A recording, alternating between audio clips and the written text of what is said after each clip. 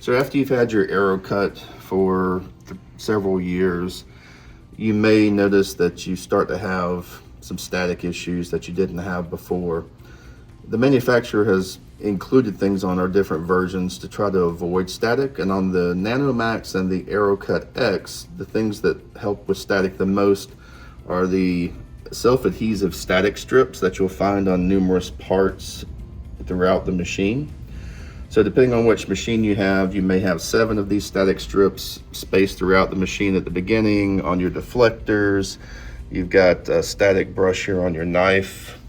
You've got some behind it as well on the exit. So if you notice that these little fine hairs, these little fine particles of copper have been damaged, they're not going to be knocking the static off the sheet as it passes through like they did before, and so you may start to see more static issues.